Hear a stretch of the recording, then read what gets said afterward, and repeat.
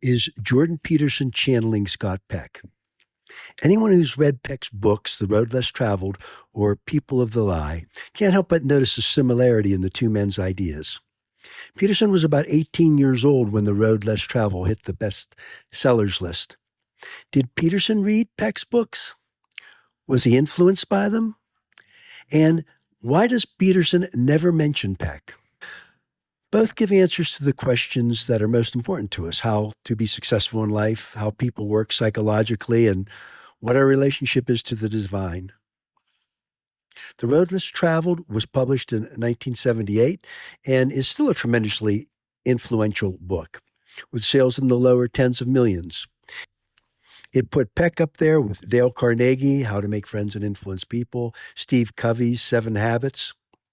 Given Peck's prominence, Peterson certainly knows who he is. Peterson was born in 1962, and so could have been, about 16 when The Road Less Traveled came out in 1978. Peck's 1983 book, People of the Lie, explores the nature of evil, a subject that fascinated young Peterson and still does. My guess is that it is very likely he would have read both books.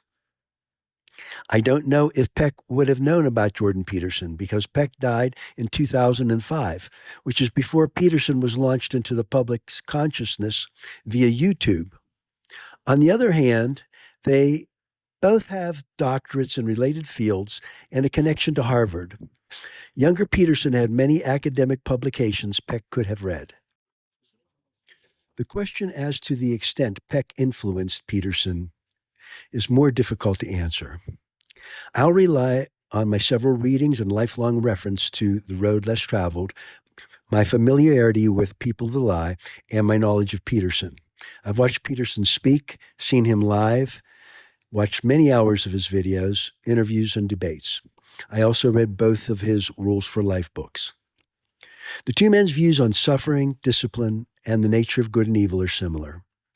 Peck's views changed over time, and I'll talk about that a bit later.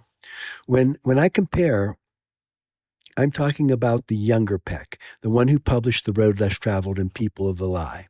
Here are 10 points upon which I think both men would agree. They agree that morality, good and evil, is absolute, independent of culture.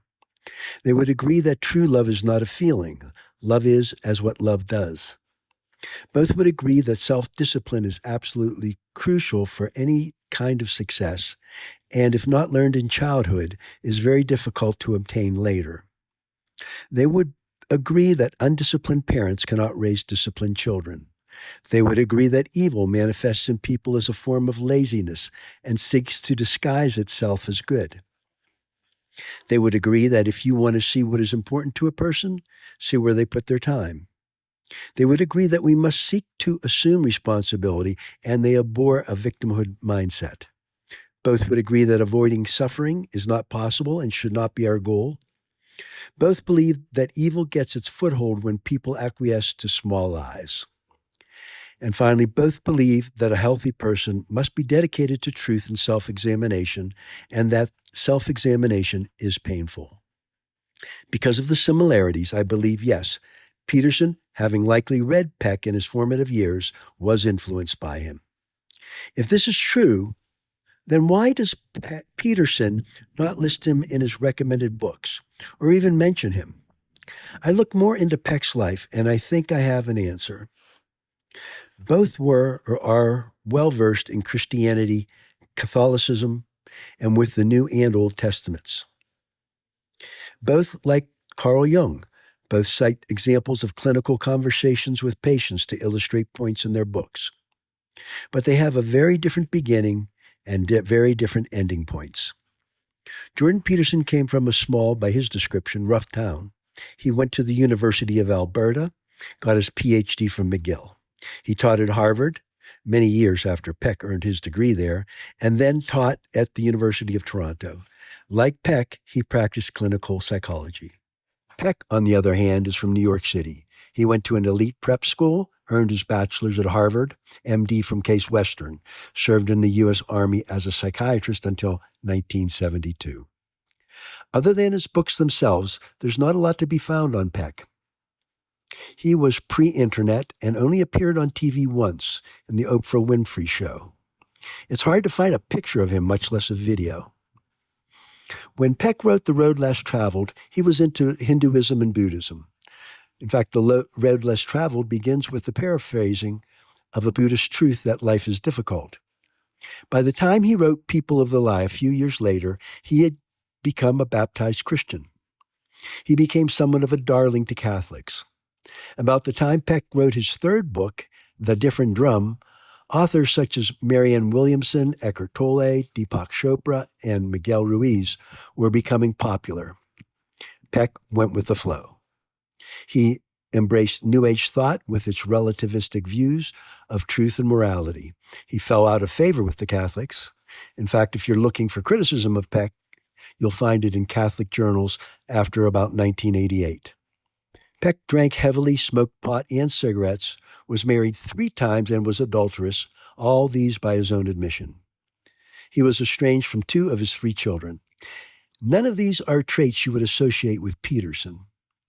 Despite the fact they agree on many things, including the need to seek truth and exercise self-discipline, Peterson is temperamentally almost the opposite of Peck. The way he conducts his family affairs is certainly different. Peck described himself as very shy, while Peterson actively projects himself in the media. He welcomes debate, will not back down from a fight. On the other hand, Peck did almost no interviews, much less debates. Peterson's more consistent. He has not bent with social winds as Peck did. Here's why I think Peterson doesn't talk about Peck. Peck's life did not align well with his beliefs. He also had a little crazy going on. In his last book, Glimpses of the Devil, Peck described exorcisms he participated in. Peterson's a major public figure and embroiled in the culture wars. He is constantly under attack. Peterson must be careful who he links himself to, and Peck has exploitable flaws. My belief is that this is part of the reason that Peterson avoids talking about Peck. Now, Perplexity AI says Peterson has talked about Peck, but could give no references. I've looked and found nothing. So, in the comments, have you ever heard Peterson mention Peck?